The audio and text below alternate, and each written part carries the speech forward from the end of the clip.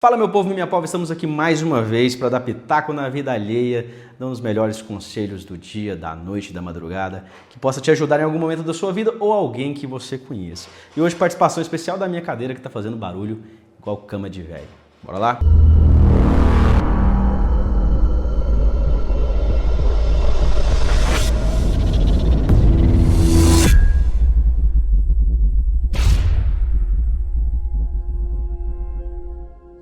Então já deu o seu gostinho, clica no seu sininho.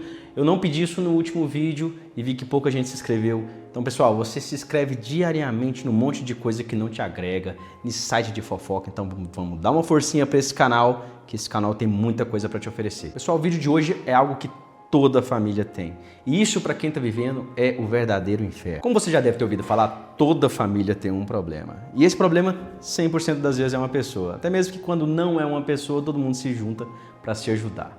Mas quando é uma pessoa, esse problema tende a demorar mais para ser resolvido. E muitas vezes isso pode afetar você. Pode ser um pai, uma mãe, um filho, ou alguém que mora na casa, ou vai muito na casa, que tenham atitudes narcisistas e tóxicas. Tóxico é muito melhor do que tóxico. Tóxico, muito melhor. A grande maioria dos casos, essa pessoa é um problema na família, não por uma atitude errada. Até mesmo porque errar é humano. Ter uma ou outra atitude que seja tóxica ou narcisista é completamente natural e toda pessoa, uma hora ou outra, acaba tendo um deslize assim. O problema é quando isso começa a se tornar rotineiro e além de ser multifatorial. Não é só um tipo de atitude, são vários tipos de atitude. Normalmente o pivô das brigas da família é sempre essa pessoa, alguma atitude que ela tenha cometido. Ou, muitas vezes, uma coisa simples se torna uma coisa grave e mais séria por causa das atitudes dela quando ela está no meio da situação. Então, primeiramente, vamos buscar identificar quais são as principais características de uma pessoa que está trabalhando ali o equilíbrio familiar. Primeiramente, reciprocidade residencial zero. O que isso significa? Uma casa tem custo e tem manutenção, e normalmente essa pessoa é extremamente folgada. Todo mundo sabe que todos os membros de uma casa que estejam aptos fisicamente, mentalmente, tem que ajudar, porque casa não é hotel. E normalmente essa pessoa quer ser servida como um rei, tende a não colaborar, o que já causa ali um estresse. A falta de educação dessa pessoa, na maioria dos casos, uma pessoa que você tem que pisar em ovo para falar, que a qualquer momento ela pode te entender de um jeito errado e começar a argumentar de forma bruta, aumenta o tom de voz, invasão de privacidade extrema. Lembrando que eu não estou falando da vigilância que os pais têm que ter com os filhos em conteúdos que eles assistem, com quem eles conversam, principalmente quando eles são mais novos. Eu estou falando de invasão de privacidade que acaba trazendo constrangimento. Por exemplo, entrar no banheiro quando já tem alguém, principalmente se é do sexo oposto, pegar as coisas sem permissão do outro, comer as coisas do outro sem permissão, porque a casa ela é muito acessível para todo mundo, então é fácil você encontrar coisas de outra pessoa. E quando você pega sem permissão ou usa ou se alimenta sem permissão de algo que não é seu, isso pode causar um estresse, uma raiva que só quem passa acaba percebendo que aquilo ali já chateia. E quando isso é rotineiro, você acaba perdendo a liberdade de ter coisas em casa, de deixar as suas coisas expostas, porque sempre tem risco de ser usado ou estragado por alguém. 4. Quando desrespeitam momentos que precisam da compreensão de todo. Vou dar um exemplo prático. Você vai estudar para uma prova, você vai fazer uma prova importante, algum teste, e aí alguém da casa quer colocar som alto ou coloca som no carro alto, atrapalhando. E é um momento que todo mundo precisa compreender que tem alguém que precisa de silêncio.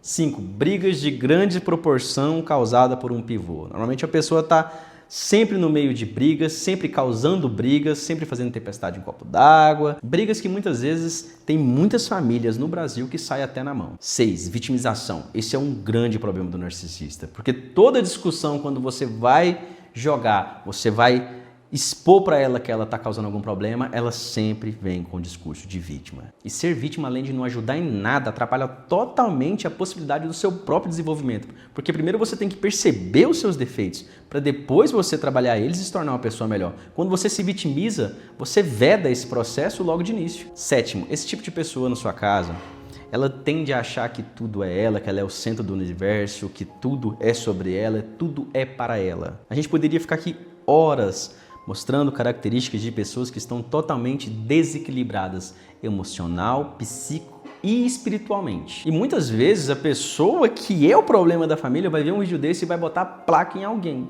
Ah, parece fulano, ciclano. E é para você muitas vezes. Você tem que fazer uma autoanálise se você não é esse problema na família. Se você, por algum lapso de maturidade, compreender em algum momento que esses problemas podem ser você que está causando, que essas características se encaixam com você, se você for bem sincero consigo mesmo, você tem que entender que você precisa de ajuda espiritual, emocional e psiquiátrica. E se isso tudo não resolver, aí você precisa de um cacete. Brincadeiras à parte, eu acho que se você buscar esses 3 tipos de ajuda, com certeza você vai ter um auxílio, vai ter um amparo e vai perceber muito rápido a melhora do ambiente da sua casa. Mas caso isso não é você, mas você tem alguém na família que causa todo esse constrangimento e esse problema, fica aqui minha dica. Existem situações que não tem como você fugir desse problema, mas existem questões que você precisa compreender e ações que você precisa executar para tornar esse ambiente mais aceitável, mais seguro, até mesmo porque isso pode resvalar em relacionamentos, amizades, de acordo com o lugar que você está na família. Entender primeiramente que o problema não é você e que as coisas que essa pessoa às vezes te ataca ou ataca a família não é culpa sua ou de alguma característica sua. Isso é um problema dela. A pessoa pode estar numa fase espiritual muito ruim, obsediada, com problemas psicológicos, ou ser uma pessoa que espiritualmente ainda é imatura. Claro que isso não justifica nenhuma ação que possa agredir alguém, mas te ajudará a compreender que pessoas assim só vão entregar o que elas têm no momento dentro dela.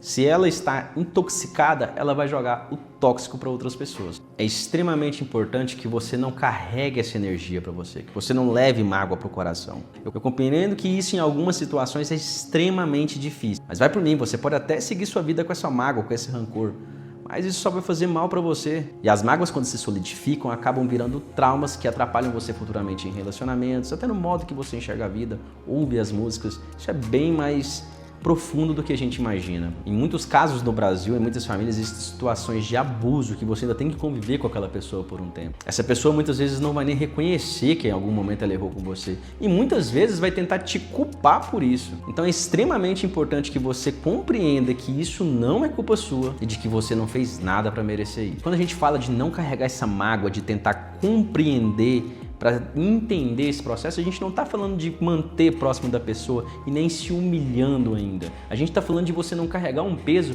que não é você que tem que carregar, que é um peso da consciência da pessoa. Às vezes ainda não despertou, mas uma hora sempre desperta, mais cedo ou mais tarde. E quando eu te falo de você não carregar essa mágoa, de você compreender esse processo, não é para que você tenha que ficar próximo, tem que tentar amizade ou continuar se humilhando. É para que você entenda que não deve carregar um peso que não é o seu. Esse peso é da consciência da outra pessoa. Você tem que entender também que não é porque é do seu sangue que você tem uma obrigatoriedade de estar sempre junto, estar convivendo. Você precisa manter uma distância segura dessa pessoa para que ela não tenha o poder de te ferir ainda mais ou continuar te humilhando, para qualquer situação vexaminosa que ela tenha fazido você passar. Até mesmo porque será impossível você trabalhar o perdão enquanto você ainda é ferido. Você imagina, você tem que perdoar a pessoa, mas diariamente ela ainda está te ferindo. Entenda que não é porque é sua família de sangue que você tem que ficar e passar por essas situações. Às vezes, se você tomar uma atitude na sua vida de mudança que não fira a ética, que não agrida ninguém, sua família não ficar do seu lado, às vezes até te humilhar, não necessariamente você tem que aceitar isso. O perdão a gente trabalha quando ele está no passado. Quando ele está no presente, não dá para pedir para você ser Jesus. Enquanto as agressões acontecem, o perdão ainda não é possível de ser trabalhado. Por isso que você precisa de imediato deixar as atitudes de agressão no passado, mantendo distância, controlando espaços, controlando o diálogo se é necessário. E só depois desse processo de afastamento, você trabalhando o processo de perdão, se você gostar muito dessa pessoa e perceber em algum momento, algum tempo, uma mudança real da pessoa, aí você vai a seu critério, se permite uma aproximação novamente, se permite, mas sempre com cautela, sempre não dando o mesmo poder que tinha antes, para que não possa acontecer novamente agressões emocionais, físicas, psicológicas que já tenha te causado. Quando Jesus fala em perdoar, ele não fala em aceitar ou em esquecer.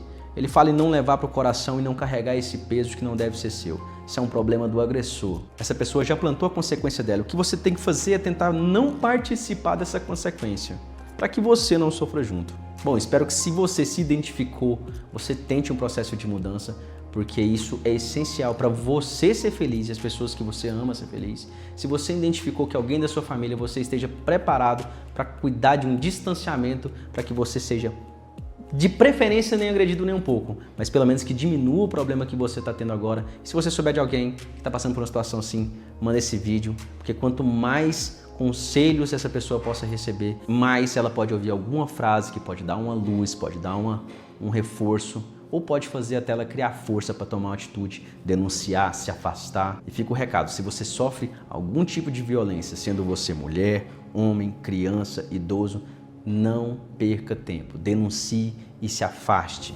A vida de fato tem muitas dificuldades, mas muitas delas você não precisa passar.